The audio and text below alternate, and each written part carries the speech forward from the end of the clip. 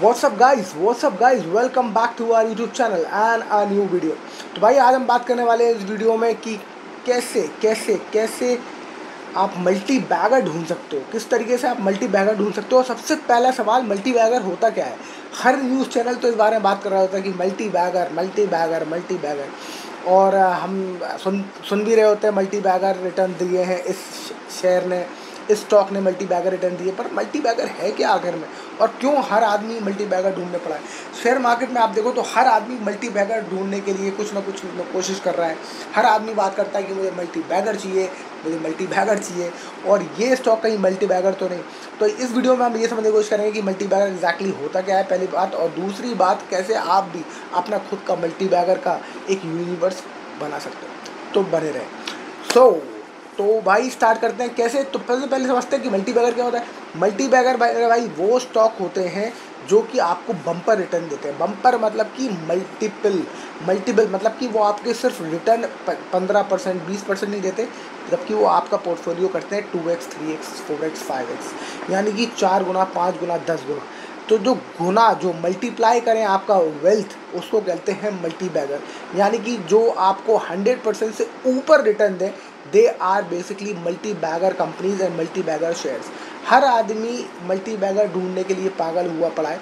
पर कितने stock multi bagger होते हैं, अगर आप देखो तो न्यूज़ चैनल में अगर आप सुनो तो वो हर घंटे आपको एक आध मल्टी बैगर दे रहे होते हैं।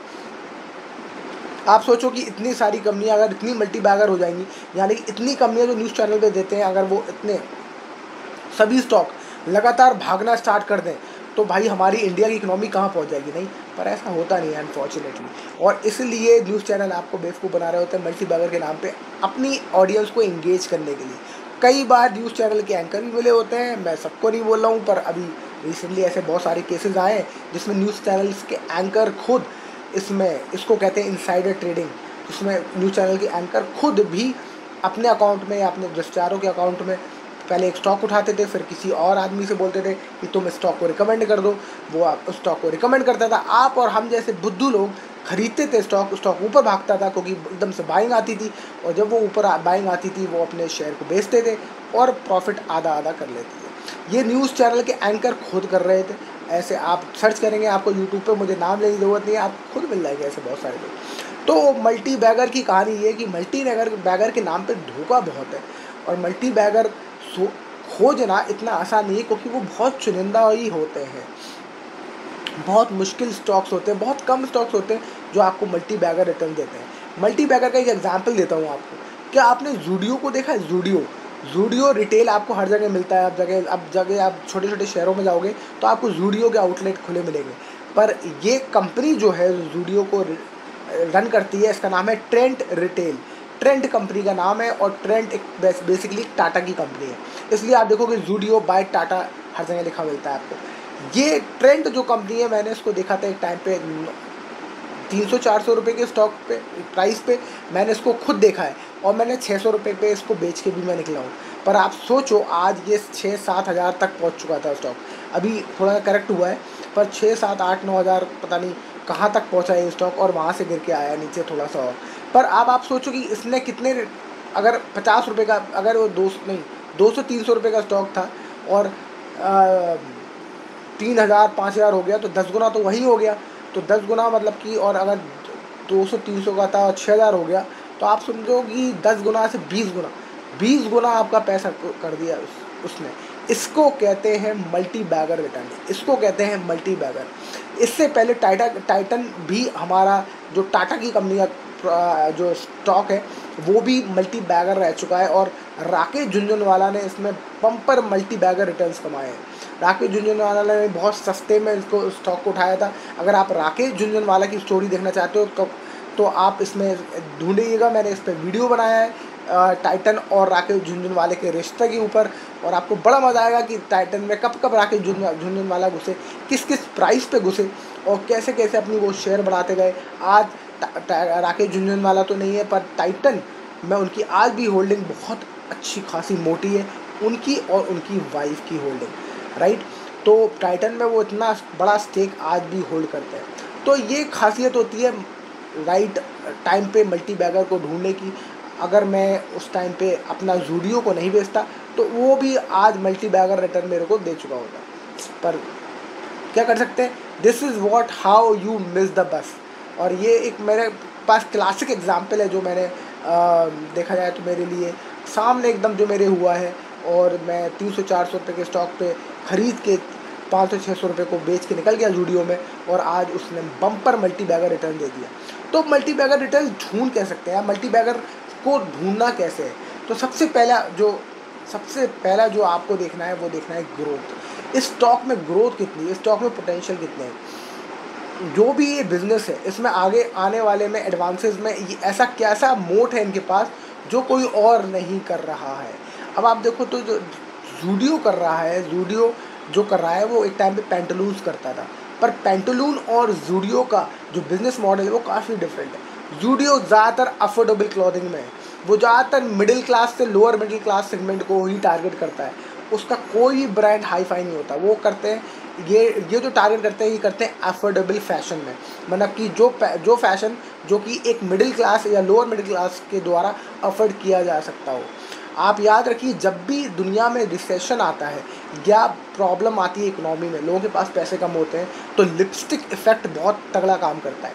लिपस्टिक इफ़ेक्ट वो चीज़ होती है, यानी कि जब वुमेन जाती है मार्केट और वुमेन को कुछ समझ में नहीं आता क्योंकि उसके जेब में पैसे बहुत कम होते हैं, तो वो लिपस्टिक खरीद के लाती है क्योंकि वो सबसे सस्ता और एक छोटा प्रोडक्ट है जो सबसे सस्ता दाम पे मिल जाता है, जिसका पैसा का जो पैसे का प्राइस रेंज है वो बहुत सस्ती है।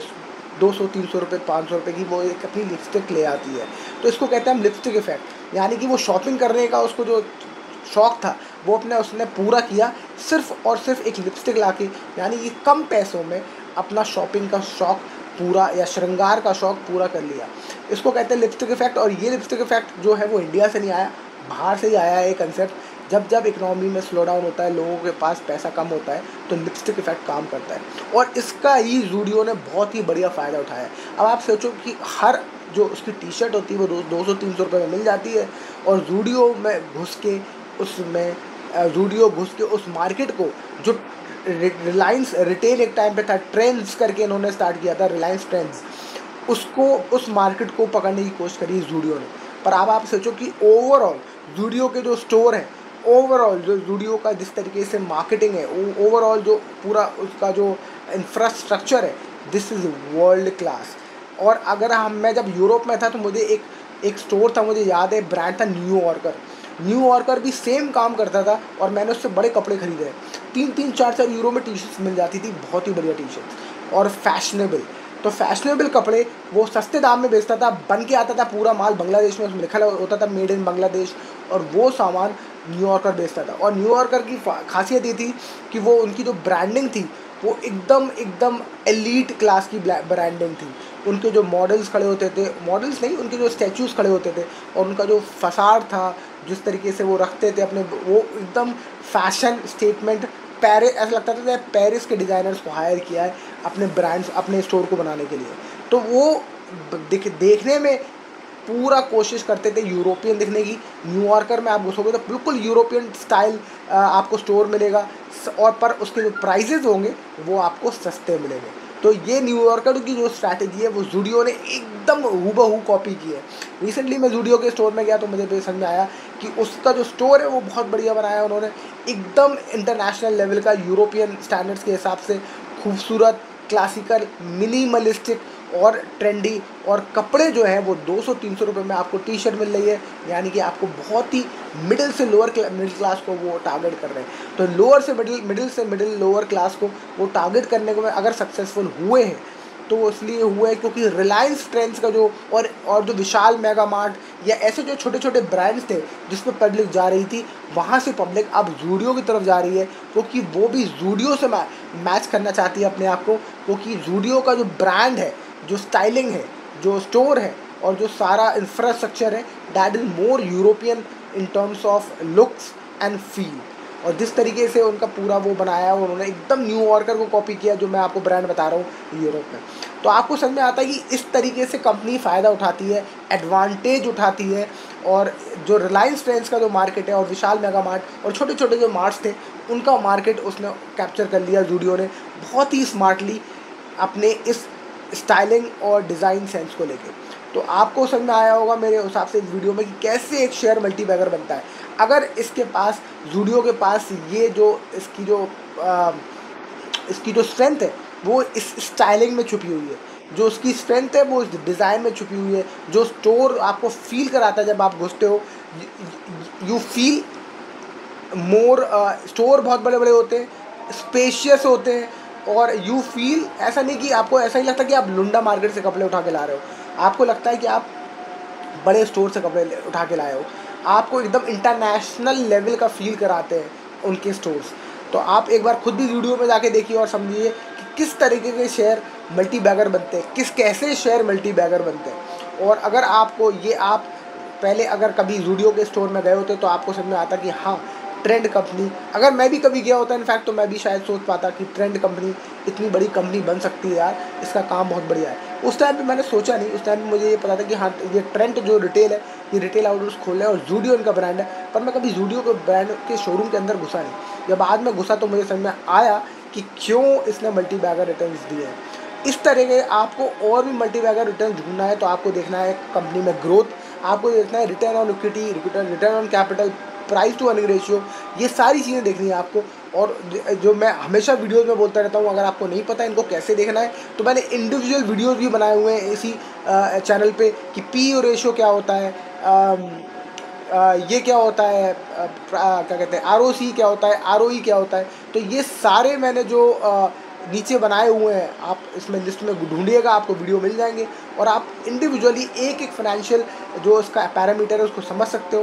और उसके बाद समझ सकते हो कि अब ये जब सब चीज़ें आप ही देख लें और आपको ये भी देख लें कि कंपनी का जो कैप है वो स्मॉल कैप है, छोटी कंपनी है, तो अब आपके पास एक खाका तैयार हो चुका है आपको इन्वेस्ट करने के लिए। अब आपको ये देखना है कि इस कंपनी में ऐसा क्या कॉम्पिटिटिव एडवांटेज है दूसरी कंपनी के अगेंस्ट जो ये कंपनी प्ले कर सकती है, जैसे कि ज़ूडियो प्ले कर पाई रिलायंस ट्रेंड्स और अदर विशाल मेगा मार्ट टाइप बिजनेसेस में। तो आई होप इस वीडियो में आपको कुछ समझ में आया हो, एक केस स्टडी से जो मैंने आपको ज़ूडियो की दी कि कैसे शेयर मल्टी बैगर बनते हैं और किस तरीके से आप भी अपना मल्टी बैगर शेयर ज़रूर ढूंढ सकते हो। So that's it for this video. I hope you like the video. If yes, like, share and subscribe, and I will see you in the next video. Thank you so much for watching. Bye bye.